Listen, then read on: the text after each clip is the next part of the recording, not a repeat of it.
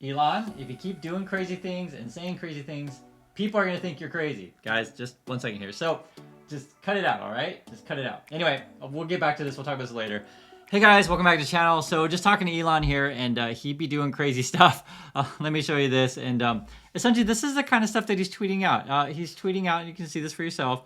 It's cats with tinfoil hats. And very frank, yes, it's funny. I get it. It is funny. But, you know, I think the problem is, though, is just overall, this is a person who runs a social media company and doesn't understand or seem to even care about the problems that develop when you have this much influence and people actually do listen to what you say. And now he's picking fights with Tim Cook. You can see right here, he's like, "What's going on, Tim Cook?" And the tweet is, "Apple has mostly stopped advertising on Twitter. Do they hate free speech in America?" And he's always framing this as free speech. It's always framing it, and I get it. People who support Elon Musk say, "This, don't you know, Chris, this is all about free speech. I love free speech. What's wrong with free speech?" And so I think this is part of the problem with this whole discussion is that I'm not even here to debate you whether or not I like free speech. I like free speech. I'm sure you like free speech. Let's agree on that. We both like free speech, okay? The issue is that this isn't really about that per se, okay? The reason why I say that is because one of the things that's going on with many of the advertisers is they're pulling money from Twitter, and it's hurting Twitter a lot because they're worried about the platform being stable. Just ask yourself just a business question for yourself, and this is sort of why we like to talk about this Twitter drama, is that if you're interested in leadership and business, ask yourself, what would you do? If you have an option to advertise on multiple platforms, you can advertise on TV, radio, Facebook, Instagram, you could advertise just, plain Google ads, like this kind of thing. Or you could advertise on Twitter, and here's the negatives of Twitter. 75% of the employees are now gone. So what do you think the stability of the platform is going to be? Do you want to advertise on that kind of platform? And another part is, now if you're going to, have, quote, free speech everywhere, do you want to have inappropriate content, be it, not safe for work pictures, not safe for work tweets, next to your advertising? Is that something that you want? And that's just something that most advertisers are like, you know what? It's just not worth it. It's just not worth it. I don't need to, have my possible ads on a platform that could be unstable, and also next to stuff I don't want to be in. And that's what this is all about. Elon likes to frame it as all about free speech, and do you hate free speech kind of stuff. But like from a company's perspective, like an Apple, you don't necessarily want your content next to things that you don't like, right? Meaning that stuff that is really inappropriate for work. And I get it. People who support Elon don't understand anything that I'm saying, and that's fine. But I hope that if you run a business, you do take this stuff into serious consideration. Do you want to advertise it on a platform that's unstable, and also both content unstable and, so you could say, technically unstable? And now he's picking fights with Tim Cook, and I think this is a real problem because, like, in my opinion, as a CEO of a company or leader, you want to be building friendships and relationships with as many people as possible, not picking fights. So if you guys disagree, if you say, no, Elon's a strong person. He can tell Tim Cook what to do. He can tell Apple what to do. That's exactly what he should be doing. Tell those woke liberals to, go to where they need to go. So, I mean, yes, you can take that perspective. But in my opinion, if you want to run a successful business, successful social media company, don't be out picking fights all the time. And it's disturbing that, Elon, and he's, CEO of Tesla is a public company. He's like even trying to purposely get involved in politics, which is, yes, sometimes companies have to if certain policies affect your company. I really get that, but don't go looking for fights, right? I think this is sort of where Elon is just picking fights. And the other thing is too, I was looking at this, and it's sort of what I want to share with you guys. There were some employees that were actually supportive of Elon who have been fired. This is a description. It was a gentleman from Japan, actually. So we mentioned before that when the initial firings were happening at Twitter, I was saying that most of the people that were staying are most likely H-1B, meaning that they're foreign workers and their visas are tied to their jobs, so they can't just quit willy-nilly. And in fact, some of these people actually do support Elon. And there's an interesting person here that he's a engineer. We'll read through his sort of feelings about Twitter. And I share these things with you because not only do I want hear your opinion and learn your sort of your own views and your strategies on how you would handle this sort of business decisions, but also understand what your workers are saying. And I think this is so important to listen to other people, right? You're not the only person in the world. I'm not the only person in the world, and that's why I look at other people's opinions. So this is the friend from the engineer that was fired. He's saying, It was the night before Thanksgiving when I received an email saying I was being let go, right? So he got fired like it was like Wednesday right before Thanksgiving. And we saw an article about that multiple people had gotten fired. And Elon actually had told everyone, tweeted out before Thanksgiving that all the firings were done, but that ended up being not true. And also, too, it was like the Sunday before Thanksgiving. You guys remember he had like an all hands on deck meeting like on a Sunday before a holiday. It's like, that's what these people have to deal with over there. And then they finally get fired. And this person says, I had PTO planned for the next day and was busy preparing for my next morning's flight when the email landed in my inbox. So obviously that would not be a pleasant experience to find out you're fired. Before I was fired, I was the tech lead for the Twitter home timeline modeling team. We are basically responsible for messing up your timeline by randomly ordering things and inserting tweets from someone you don't know. Someone you don't follow, it's a better way to say it. I also was among those who pushed for the expand of number of characters in tweets to 280. It was my side project. So it was really interesting because when you hear about the kind of person that, this was, he was saying, basically when you guys look at your timeline, like Twitter or social media, these kind of people are actually really important because everyone wants to know how the algorithm works. Everyone wants to know, like, how do you rank stuff of, say YouTube videos? How do you rank stuff in Google search? How do you rank stuff in tweets, especially people you don't know or don't follow is a better way to say it. And this person was working on those kind of things. So I would say this is someone that matters quite a bit. He also said, here's a quote, I got it in the email that he received. As a result of the recent code review exercise, it has been determined that your code is not satisfactory and regret to inform you that your employment with Twitter will be terminated effective immediately. So if you guys remember, we've been following the story. Elon said, hey guys, if you're still with the company or engineer, first come to San Francisco in person, meet with me, take screenshots of your code, and show me that you deserve to be still at Twitter. They literally said. And this person, evidently he tried to follow the instructions. I don't think it didn't sound like he came in person because he was just away for, any number of reasons. And he was saying basically he was let go. And maybe that's why. Maybe, people who didn't come and fight for themselves. But it is the ultimatum of like, come to San Francisco and plead for your job. And that's sort of how I read it. It's pretty mean. I understand that sometimes you do need to fire people, but just the way that it's being done, I think is really chaotic. And this is essentially why advertisers are like, you know what, I want no part of this.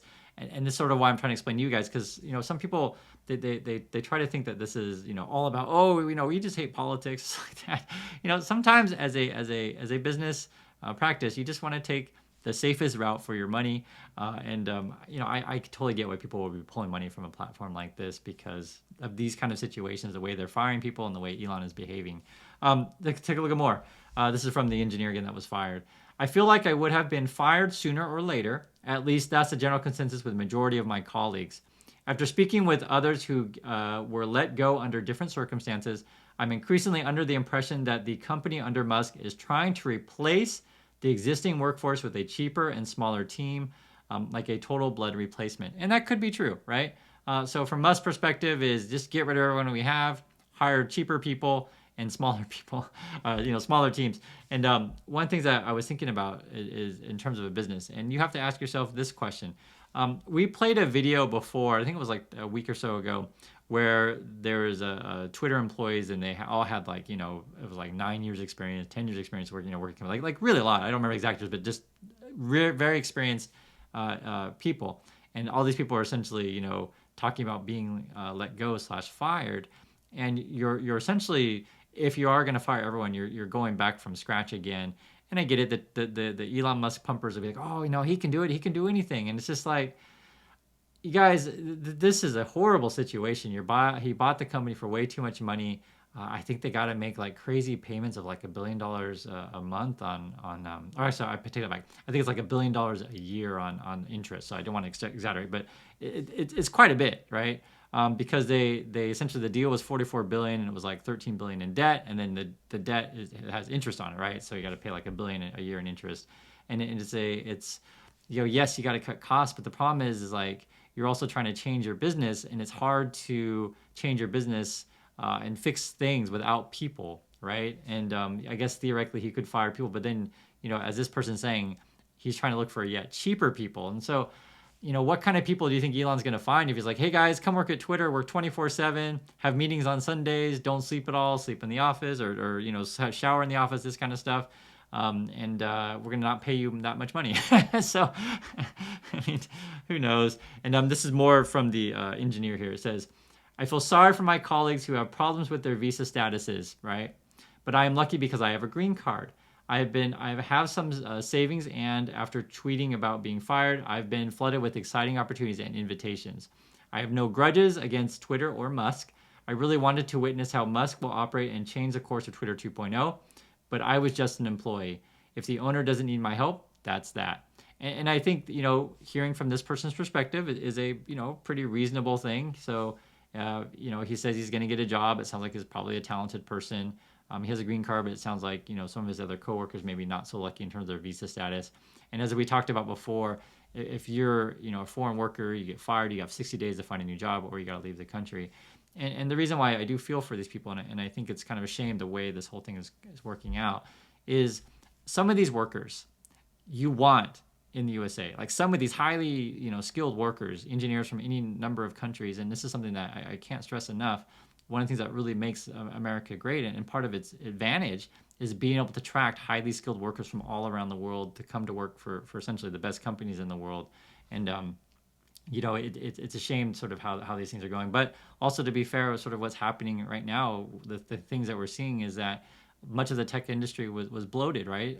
They got too ahead of themselves, hired too many people, and now that the interest rates are going up, essentially companies' revenues are going to be going down, and a lot of people are going to be losing their jobs. And I've been telling you guys about this for quite a long time now, just to be prepared for these kind of things. Always have your golden parachute ready, right? Have a network of people that you can reach out to. As this person is saying, he essentially has a following, I guess, and he tweets out, hey, I need a job, and he's already getting offers. So you don't be shy to ask for help, I think is part of it. And even he's sharing his experiences publicly as well. And the last thing I want to mention too, regarding sort of like challenges that are facing a company like Twitter, right?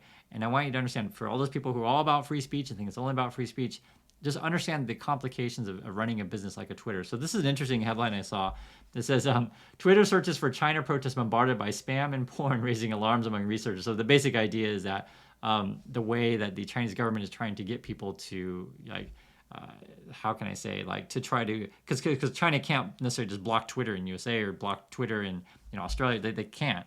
So what they try to do is they essentially try to feel, anytime you search for China protests, you're going to end up getting other types of content. That's the only way that they can try to stop the spread of this stuff, because I do think there is a social value to essentially what Twitter is good at is citizen journalism, where people can just upload anything to it. But theoretically, YouTube could replace that, or like a Facebook or any kind of things.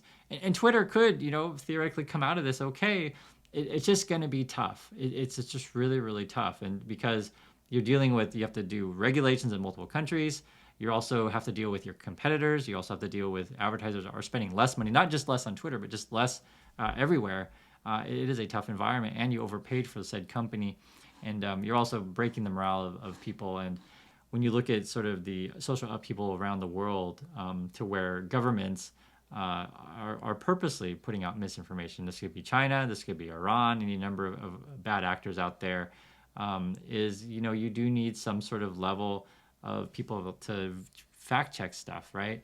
And I think that's not a crazy thing for anyone out there, regardless of your political affiliation, is to want the truth. And this sort of something I emphasize most as much as I can on this channel is I'm all about truth seeking and understanding what's really happening in the reality. I don't need to be right on everything. What I need to be is find the truth, right? So I'll state very clearly many times, it's like, hey guys, I see this information, but I can't verify it, meaning that I don't know for sure if that's true or not, right? And that's how I share this stuff with you guys. And so I think one of the best things to survive this crazy social media world that we're in right now is have humility, right? Say, hey, I see this information, I can't verify it, or hey, I saw this thing from 3 different sources, it looks pretty good to me, right? And you check it for yourself. That's part of the world that we live in, is learning to fact check for yourself and do the best that you can, and also to get other people's thoughts on these things, and like collectively we can find the truth. But one of the things I think that happens for many people is sometimes they see something on social media that they want it to be true,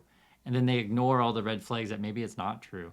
And I think, unfortunately, maybe there's more people who prefer that world of like believing stuff just because they want it to be true. And I don't live in that world. I live in the world of reality. And I can see with my own eyes, it looks like, Elon Musk is picking fights with Apple, which I don't think is a winning strategy. That's my opinion. If you guys disagree, if you think, no, Elon Musk should, pick fights with Apple and create his own phone, so be it. And that might be the future. So we'll see. So anyway, that's the drama with Twitter. It's fun to watch this. For me, it's entertaining, and hopefully it's entertaining for you too. Thanks again, everyone, and I'll catch you next video.